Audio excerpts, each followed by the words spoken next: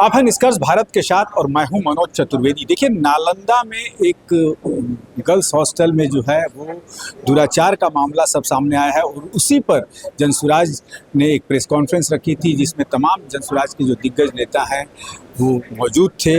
वो तो हम आपको दिखाएंगे ही, लेकिन सबसे बड़ा मामला मुजफ्फरपुर के कुढ़नी में जो बालिका के साथ व्यभिचार हुआ था उस पर है। और अब जो जनसुराज जो है आर पार के लड़ाई के मूड में कहीं ना कहीं आ चुका है। और देखिए, हमारे हाथ में जो ये पत्र दिख रहा है, ये पत्र सीधे जनसुराज के तरफ से जो है मुख्यमंत्री को लिखा गया है और इसमें मांग की गई है कि इस मामले में लापरवाही बरतने वाले स्वास्थ्य विभाग के जिम्मेदार अधिकारियों एवं चिकित्सकों के विरुद्ध जांच से लेकर तमाम ये मांगे जनसुराज ने हमेशा उठाई हैं। और ये देखिए, मुख्यमंत्री सचिवालय ने इसे रिसीव भी कर लिया है।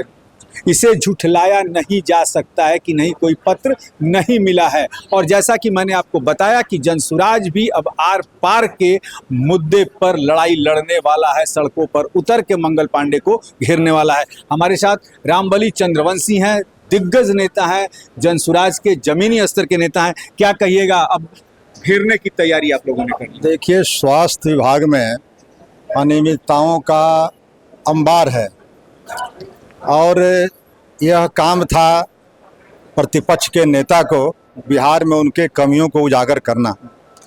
जहां पर स्वास्थ्य मंत्री रहते हैं उनके घर से 1 किलोमीटर की दूरी पर कुकुरमुत्ते की तरह वहां पर ये प्राइवेट नर्सिंग होम चलते हैं और उसमें कहीं देखेंगे कि डॉक्टर नहीं है, कहीं नर्स नहीं है, कहीं ये डिग्री वाले लोग नहीं है।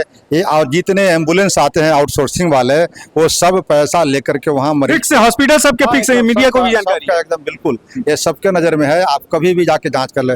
अमूमन हर महीने 2, 4, 5, 10 केसेज हम लोग के पास पैरवी के लिए आता है। वहाँ लूट मची हुई है। तो स्वास्थ्य मंत्री, स्वास्थ्य महकमा किस तरह बर्बाद किए हुए हैं। और आज नीति आयोग के सर्वे में पुनः सबसे लास्ट स्वास्थ्य और शिक्षा के मामले में आज बिहार है। यह दर्शाता है, यह रिपोर्ट मेरी नहीं है, यह भारत सरकार का नीति आयोग का रिपोर्ट है। इसलिए स्वास्थ्य मंत्री जो लापरवाही बरती है, खास करके वह दलित नाबालिग लड़की के मास रेप केस में, वह असहनीय है। जनसुराज ने बड़ी गंभीरता से इस मसला को लिया है और इस मामला को अंतिम मुकाम तक, यानी जब तक मंगल पांडे जी स्वास्थ्य मंत्री से इस्तीफा नहीं देते हैं तब तक जनसुराज सड़कों पर संघर्ष करेगी। इस तरह का निश्चय हम लोगों ने किया है और संघर्ष का अलग अलग आयाम हो सकता है, लेकिन चैन से हम लोग दलित महिला की, दलित बच्ची का रेप जो है उसको जाने नहीं देंगे। उसकी हत्या जो है इसके इलाज के अभाव में PMCH ऐसे बड़ा हॉस्पिटल जो अपने को एशिया का सबसे बड़ा हॉस्पिटल कहते हैं, वहाँ 8 घंटे तक तड़पते रही और उसकी जान चली गई। ऐसे लापरवाह स्वास्थ्य विभाग के और स्वास्थ्य विभाग के मंत्री को हम लोग छोड़ेंगे नहीं। कहीं ये नहीं लगता आपको कि आप लोग भी इस मुद्दे को राजनीतिकरण दे के इसका लाभ उठाना चाहते हैं? नहीं, देखिए, शिक्षा और स्वास्थ्य की व्यवस्था किसी एक व्यक्ति विशेष की नहीं है। ये अलग बात है कि एक घटना के चलते हम लोग आज बिल्कुल मर्माहत हैं, लेकिन ऐसी घटनाओं का, स्वास्थ्य में लापरवाही का एक नहीं सैकड़ों, हजारों, लाखों आपको मिलेंगे।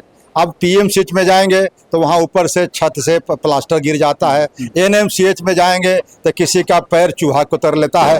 तो इस तरह की जब पटना में, राजधानी में बड़े बड़े हॉस्पिटलों की व्यवस्था है, आज एक मुख्यमंत्री को छोटा सा कोई ऑपरेशन कराना होता है, वेदांता या पारस या फिर दिल्ली जाते हैं, तो इतने वर्षों तक, 20 वर्षों के बाद स्वास्थ्य व्यवस्था इस तरह की लचर व्यवस्था में है। और अगर इसका हम लोग मुखालफत कर रहे हैं, विरोध कर रहे हैं, तो ये कहीं से भी ये राजनीतिकरण। रामबली जी, अंतिम एक सवाल। प्रशांत किशोर ने केजरीवाल को भी मुख्यमंत्री बनाया था, वहां पे उसके बाद आपकी एक टीम है जो प्रशांत किशोर की, वो तमाम राज्यों में शिक्षा व्यवस्था और स्वास्थ्य व्यवस्था के लिए सरकारों को सलाह देती है। सबसे बड़ी बात, क्या बिहार में यदि सरकार बनती है, दिल्ली के स्वास्थ्य और शिक्षा की जैसा व्यवस्था क्या बिहार में भी लागू करना आप चाहेंगे? देखिए, बिहार में जनसुराज की सरकार बनेगी तो हमारी प्राथमिकताएं क्या है, उसका पूरा ब्लूप्रिंट हम लोगों ने पहले ही YouTube के माध्यम से, भाषण के माध्यम से और प्रेस रिलीज के माध्यम से लोगों तक बता दिया है। और रोज़ लगातार प्रशांत जी का इस पर संवाद रहता है। लेकिन अब उतना लंबा लंबा भाषण प्रेस कॉन्फ्रेंस में रोज नहीं रखी जा सकती है। लेकिन बेरोजगारी कैसे हम दूर करेंगे, पलायन कैसे रोकेंगे, शिक्षा की व्यवस्था बेहतर कैसे होगी, स्वास्थ्य की व्यवस्था बेहतर कैसे होगी, इन सारे मुद्दों पर हम लोगों का पूरा ब्लूप्रिंट दस्तावेज तैयार है। और अगर सरकार नवंबर से बनी तो यह कार्रवाई नवंबर से ही आपको दिखाई देगा। किसी के तुलना करने की जरूरत नहीं। किसी के तुलना करने की जरूरत नहीं है। यदि सरकार नवंबर में बनी तो दूसरे दिन से ही शिक्षा, स्वास्थ्य, पलायन और बेरोजगारी पे सब कुछ आपको होता नजर आएगा, क्योंकि खाका तैयार है कि हमारी यदि सरकार बनी तो हमें अगला कदम कौन सा उठाना है। कैमरामैन गौरव के साथ मनोज चतुर्वेदी, पटना।